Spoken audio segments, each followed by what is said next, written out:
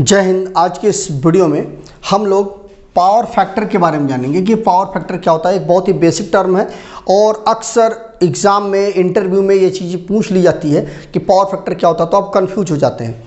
पूरी वीडियो को ध्यानपूर्वक आप देख लेते हैं तो यह चीज़ अब आपको जीवन में कभी नहीं भूलेगा, पक्का यह कभी नहीं भूलेगा। और आप किसी भी व्यक्ति को अगर आपसे कोई पूछता है तो आप उसको इतने आसानी से समझा देंगे कि फिर वो भी कभी नहीं भूलेगा। पूरी वीडियो को ध्यानपूर्वक देखिएगा, दोस्तों के साथ अभी इस वीडियो को शेयर कर दीजिए जिससे उनको भी यह पावर फैक्टर जो चीज़ है यह उनको समझ में आ जाए। मैं बहुत ज़्यादा डीप में नहीं जाऊंगा, लेकिन ऐसा आपको बता दूंगा ताकि आपको डीप में आप उस चीज़ को समझा सकें। देखिए, पहले आप समझ लीजिए कि यह एक ग्लास है और यह अक्सर एग्जाम्पल इसको दिया जाता है पावर फैक्टर के रिले। देखिए, यह ग्लास है, इसमें क्या भरा हुआ है? बियर भरी हुई है, ठीक है, बियर भरी हुई है। तो जब आप ग्लास में बियर भरते हैं तो क्या होता है कि उसमें झाग आ जाती है, ठीक है। तो बस वही चीज़ यहाँ पर है। देखिए, इस पूरे ग्लास में इतने हिस्से में क्या भरा हुआ है? बियर भरी हुई है और इतने हिस्से में क्या भरा हुआ है? झाग भरा हुआ है। मतलब ये हिस्सा जो है झाग का है और ये पूरा हिस्सा बियर का है। तो बस यहाँ पर ये चीज़ समझ लीजिए कि यहाँ से लेकर के यहाँ तक ये जो पूरा ग्लास है, पूरा झाग को जोड़ करके पूरा का पूरा जो है यह अपरेंट पावर कहलाता है। उसके बाद ये जो इतना हिस्सा है, जितना झाग वाला हिस्सा है, इसको रिएक्टिव पावर कहते हैं, ठीक है। अभी मैं आपको सब चीज़ समझा देता हूँ स्पष्ट रूप से। और जो हिस्सा बियर का है वह जो है हमारा रियल पावर है, ठीक है। अब आइए इसको समझते हैं हम पावर फैक्टर की भाषा में। ये तो आपको समझ में आ गया।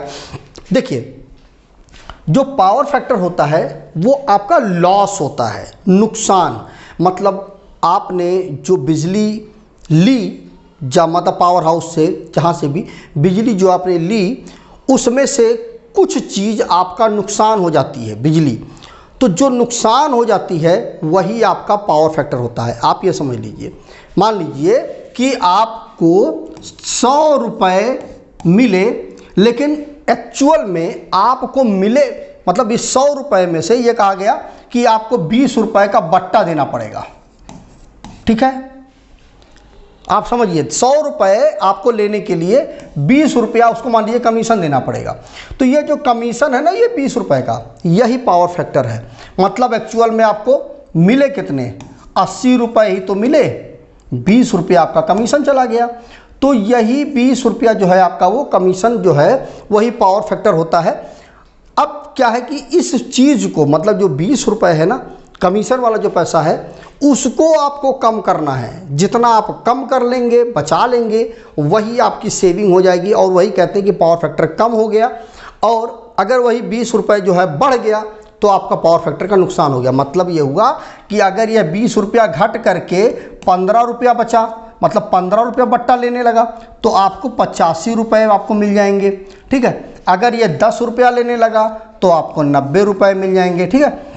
अब आइए समझते हैं हम इसको और थोड़ा सा डिटेल में। देखिए, हमारे घरों में जो इलेक्ट्रिसिटी आती है, जो कि एसी सप्लाई होती है, उसमें 3 चीज़ें होती हैं। सबसे प्रमुख रूप से उसमें 3 चीज़ें होती हैं। पहली होती है हमारी वोल्टेज, दूसरा होता है करंट और तीसरा होता है हमारा फ्रीक्वेंसी। 3 चीज़ें मिल करके इलेक्ट्रिसिटी, हमारी जो एसी सप्लाई होती है, वो हमारे घरों में आती है।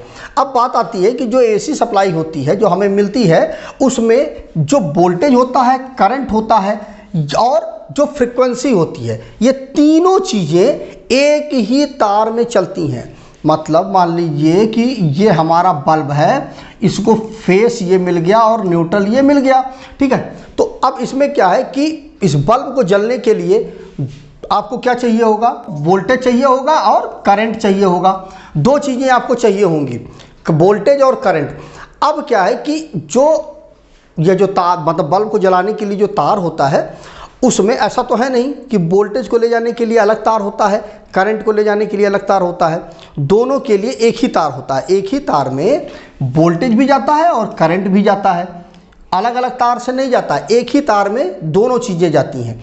कुल मिलाकर के बात ये हुई कि करंट और वोल्टेज का जो रास्ता होता है वो एक ही होता है किसी उपकरण में सप्लाई को पहुंचाने के लिए, एक ही तरह से। अब देखिए होता क्या है कि हमारे आसपास जो भी सप्लाई आती है उसमें दो प्रकार की सप्लाई होती है, एसी सप्लाई और डीसी सप्लाई, दो प्रकार की होती है। जिसमें से जो डीसी सप्लाई होती है उसमें फ्रीक्वेंसी नहीं होती है, उसका जो फ्रीक्वेंसी होता है वो शून्य होता है, जीरो होता है। लेकिन जो एसी सप्लाई होती है उसमें जो होती है वह फ्रीक्वेंसी होती है। और इंडिया में फ्रीक्वेंसी कितनी है? 50 हर्ट्ज की फ्रीक्वेंसी है। मतलब ये हुआ कि 50 हर्ट्ज, मतलब इसको आप समझिए यहाँ से ले करके ये यहाँ तक ये 1 हर्ट्ज हुआ, ठीक है। इसके बाद इस प्रकार से ये 2 हर्ट्ज हुआ, इस प्रकार से होगा।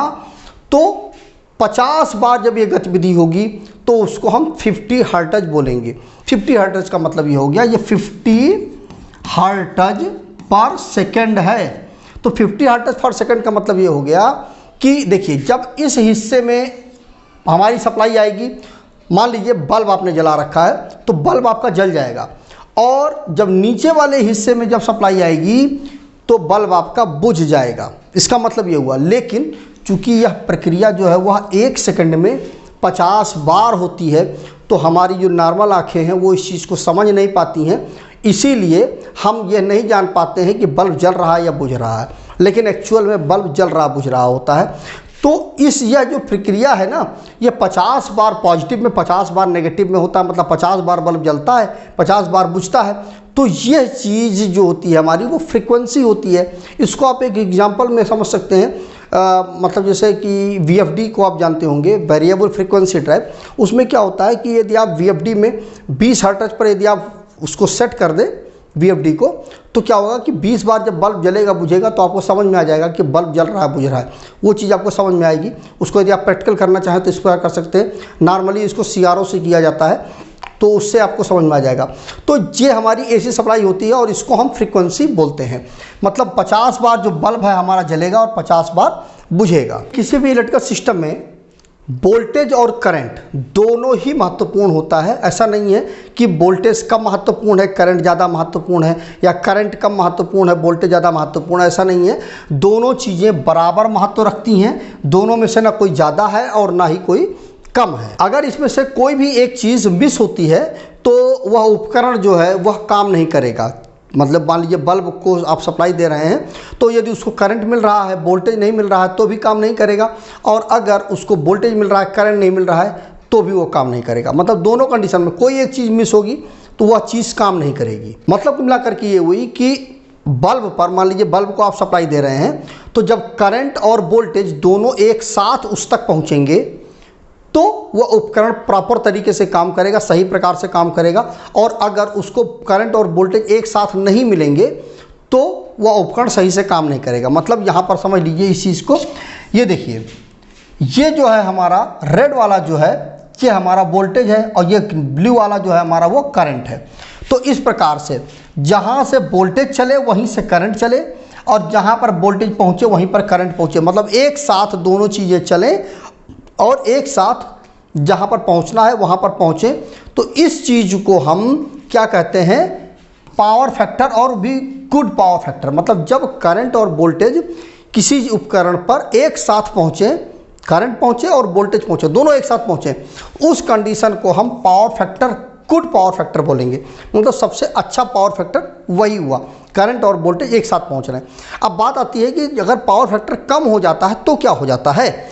मान लीजिए कि आपने एक जनरेटर लगाया, ठीक है। अब जनरेटर जो है, अच्छा एक चीज़ और समझ लीजिए कि जो पावर फैक्टर होता है यह 0 से लेकर के 1 के बीच में ही रहता है, न 0 से कम होगा और न 1 से ज़्यादा होगा। मतलब ये हुआ कि मतलब 1 से मतलब 0.1 हो जाएगा, 0.2 हो जाएगा, 0.3 हो जाएगा, इस प्रकार से होगा। और अधिकतम 1 होगा, इससे ना ज़्यादा होगा और ना 0 से कम होगा। अब देखिए पावर फैक्टर क्या है कि मान लीजिए कोई आपने जनरेटर लगवाया, वो मान लीजिए कि हमारा 100 एम्पियर का वो जनरेटर है, 100 एम्पियर का हमें करंट दे रहा है। तो अब देखिए अगर पावर फैक्टर आपका 1 होता है, मतलब जब करंट और वोल्टेज दोनों चीज़ें एक साथ पहुंच रही हैं, एक समय करंट और वोल्टेज एक साथ निकलते हैं और जिस जगह पे पहुंचना है, मतलब बल्ब के पास पहुंचना है, तो करंट और वोल्टेज एक साथ पहुंच रहे हैं। बहुत मोटी चीज़ मैं आपको समझा रहा हूं, अच्छे से समझ में आ जाएगा आपको। मतलब करंट एक साथ और वोल्टेज एक साथ निकले और बल्ब पर एक साथ दोनों चीज़ें पहुंच गई, तो उस कंडीशन पर क्या होगा कि जो पावर फैक्टर होगा हमारा वो क्या हो जाएगा, 1 हो जाएगा। और जब 1 पावर फैक्टर हो जाएगा तो क्या हो जाएगा, मल्टीप्लाई हो जाएगा 100 का, तो हो जाएगा हमारा 100। पूरा हमारा 100 एम्पियर, मतलब जो जनरेटर था वो 100 एम्पियर पैदा कर रहा था। आपको मिल कितना रहा है, पूरा का पूरा 100 एम्पियर आपको मिल गया, कोई लॉस नहीं हुआ। कब, जब पावर फैक्टर हमारा 1 हुआ तब। ठीक है, अब मान लीजिए कि वही 100 एम्पियर आपका जनरेटर पैदा कर रहा है, पावर फैक्टर आपका घट करके 0.9 हो गया। ठीक है, अब जब 0.9 हो गया तो अब क्या होगा, अब जब इसका मल्टीप्लाई करेंगे तो 90 एम्पियर बचेगा। मतलब कुल मिला करके आपको 10 एम्पियर का नुकसान हो गया अगर आपका पावर फैक्टर मतलब 0.1 घट गया। अगर मान लीजिए फिर से यही समझते हैं 100 एम्पियर का करंट है और पावर फैक्टर आपका 0.8 हो गया, तो क्या हो जाएगा, जब मल्टीप्लाई करेंगे तो 80 हो जाएगा, मतलब 80 एम्पियर, मतलब 20 एम्पियर का आपका लॉस हो गया।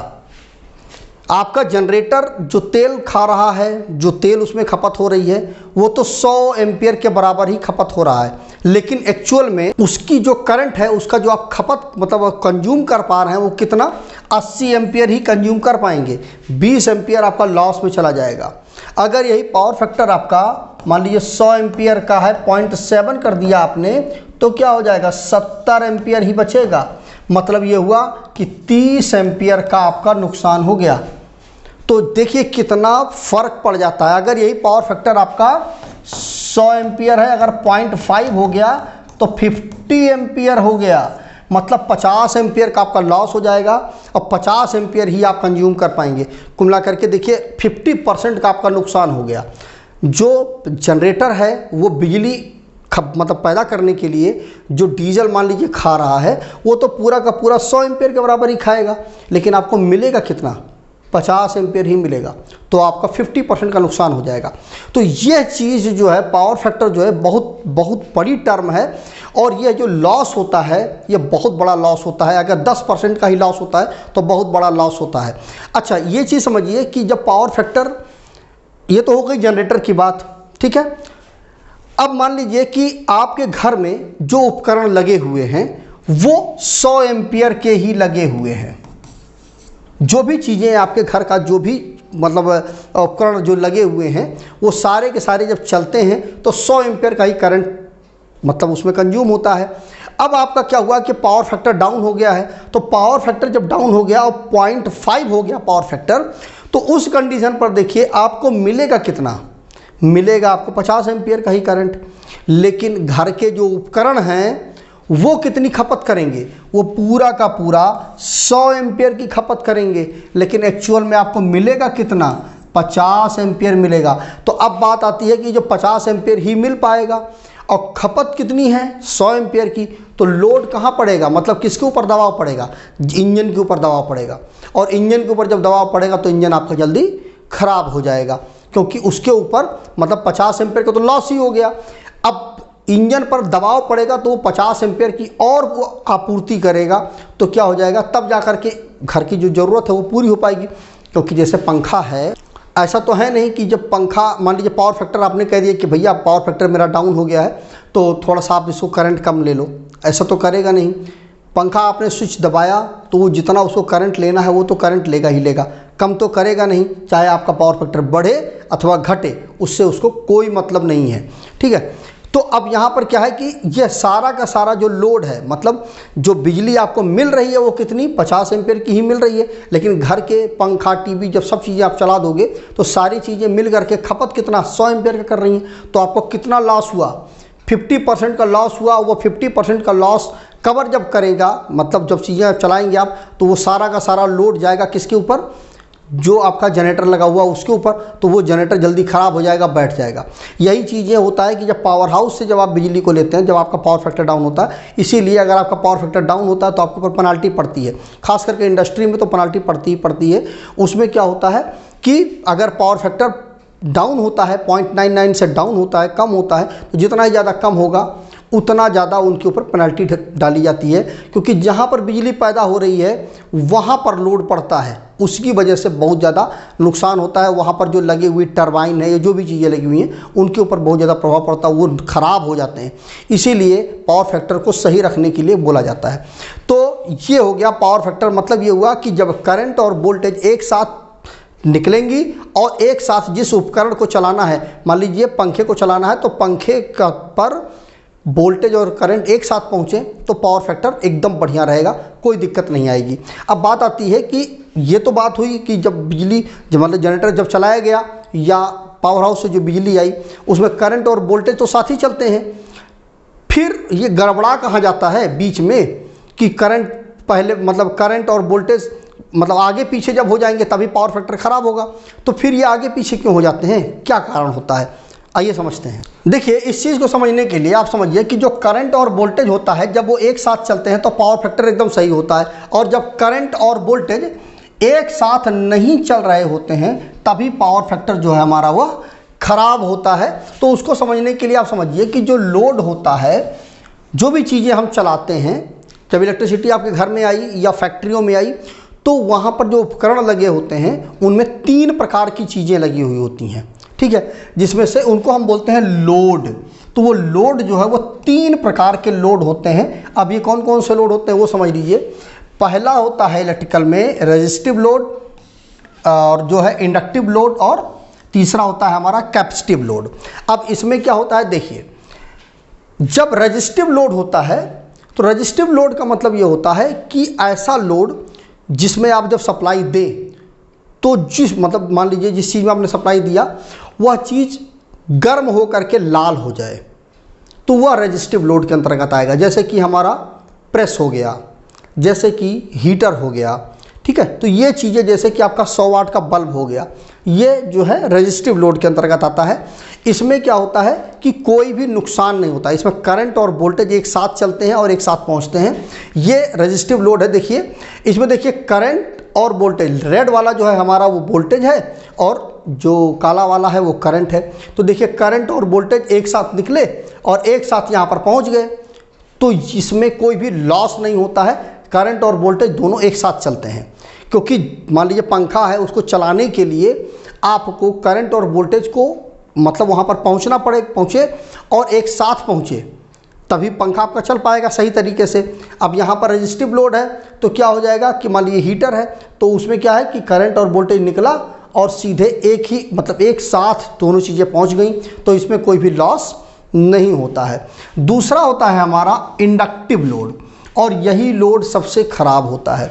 इसमें क्या है, वह लोड होता है जिसमें कॉइल बनी हुई होती है, वो हमारा इंडक्टिव लोड के अंतर्गत आता है। जैसे कि पंखा हो गया, मोटर हो गया, मतलब ये हुआ कि जहाँ पर भी कॉइल बना दी जाती है वह इंडक्टिव लोड के अंतर्गत आता है। अब उसमें क्या होता है कि उसमें जो करंट होती है वो पीछे हो जाती है और वोल्टेज जो होता है वो आगे हो जाता है। यहाँ पर देखिए लाल वाला जो है हमारा वो वोल्टेज है और नीला वाला जो है हमारा वो करंट है। तो देखिए नीला जो करंट है वो देखिए यहाँ पर, ये समझिए, ये देखिए, ये जो होता है नेगेटिव होता है और ये पॉजिटिव होता है। तो देखिए करंट कहाँ से शुरू हो रही है, यहाँ नेगेटिव से शुरू हो रही है नीचे से, और वोल्टेज जो देखिए पॉजिटिव से शुरू हो रहा है। तो पहले क्या है कि यहाँ पर देखिए, ये देखिए पहले वोल्टेज पहुँच रही है, बाद में जो है आपकी करंट पहुँच रही है। तो कुल मिलाकर के बात यहाँ पर ये हुई कि जब वोल्टेज पहले पहुँच जाए और करंट बाद में पहुँचे, मतलब करंट पीछे हो जाती है, वोल्टेज आगे हो जाता है, वो हमारा इंडक्टिव लोड होता है और इसी में हमारा नुकसान होता है। ठीक है, जब करंट और वोल्टेज एक साथ पहुँचे तो कोई दिक्कत नहीं है, लेकिन यहाँ पर क्या है कि आपका करंट जो है वो बाद में पहुँचेगी, वोल्टेज पहले पहुँचेगा। मान लीजिए पंखे को आप सप्लाई दे रहे हैं तो पंखे में क्या होता है कि वोल्टेज पहले पहुँच जाती है और करंट बाद में पहुँचता है, इसीलिए वह इंडक्टिव लोड होता है और इसी वजह से उसमें नुकसान होता है, इसमें पावर फैक्टर जो हमारा वो कम हो जाता है। अब ये पूरा का पूरा टर्म जो है बहुत लंबा वीडियो बन जाएगा। अगर आप कहेंगे कि कैसे आखिर आगे पीछे होता है, उसको भी मैं वीडियो बना करके आपको समझा दूंगा। फिलहाल आप समझिए कि इसमें जो इंडक्टिव लोड होता है उसमें करंट पीछे हो जाती है और वोल्टेज जो हमारा आगे हो जाता है, जिसकी वजह से हमारा पावर फैक्टर जो होता है वो कम हो जाता है। अब इसके बाद बात आती है हमारी जो कैपेसिटिव लोड होता है वो क्या होता है। तो देखिए कैपेसिटिव लोड सिंपल एक चीज़ समझ लीजिए, जैसे जो सिंक्रोनस मोटर होती है या कैपेसिटर होता है, ये हमारा कैपेसिटिव लोड के अंतर्गत आता है। इसमें क्या होता है कि करंट आगे चलती है और वोल्टेज आपका पीछे चल जाता है।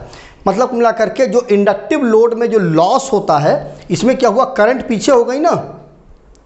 जब इंडक्टिव लोड होगा तो करंट पीछे हो गई, और इसमें देखिए जो आपका कैपेसिटिव लोड लगाओगे तो क्या हो जाएगा, यह करंट को लीड करा देगा। इसमें क्या है, करंट लैग करती है, लैग मतलब पीछे चलती है।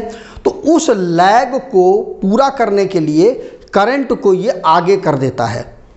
मतलब जितना करंट पीछे होती है इंडक्टिव लोड में, जब कैपेसिटिव लोड लगाते हैं हम तो करंट को उतना ही वो आगे कर देता है। मतलब रेजिस्टिव वाली स्थिति लाने की कोशिश करता है कि करंट और वोल्टेज दोनों एक साथ चले और एक साथ पहुँचे। तो देखिए यहाँ पर क्या है कि जब आपका इंडक्टिव लोड होगा तो करंट पीछे हो जाएगी, तो जितना करंट उसमें पीछे होगी कैपेसिटिव लोड लगाने के बाद उतना ही करंट आगे कर देगा कैपेसिटर जो है, जिसकी वजह से इसमें जो पावर फैक्टर, जो इंडक्टिव लोड में जो पावर फैक्टर कम हुआ था, वह पावर फैक्टर की इसमें भरपाई हो जाती है। मतलब जितना करंट को नुकसान हुआ, करंट पीछे चली, उतना कैपेसिटिव लोड में कैपेसिटर क्या करेगा, उस करंट को आगे कर देगा। तो वह जो नुकसान है हमारा वो भर जाता है और जो पावर फैक्टर होता है वो हमारा मेंटेन हो जाता है। इसीलिए जब पावर फैक्टर कम हो जाता है, उस पावर फैक्टर को मेंटेन करने के लिए हम कैपेसिटिव लोड या कैपेसिटर या सिंक्रोनस मोटर हम लगाते हैं। तो मुझे उम्मीद है कि आपको यह चीज़ समझ में आ गया होगा कि पावर फैक्टर क्या होता है, समझ में एकदम से आ गया होगा। यदि आपके मन में फिर भी कोई डाउट बचा है, कोई कन्फ्यूजन बची है, तो उसको कमेंट करके ज़रूर पूछिएगा। और अगर आपके मन में कुछ और क्वेश्चंस हैं तो उनको भी कमेंट करिएगा। यदि आपका कमेंट अच्छा हुआ तो मैं उस पर वीडियो ज़रूर बनाऊँगा। तो आज वीडियो में बस इतना ही। जय हिंद।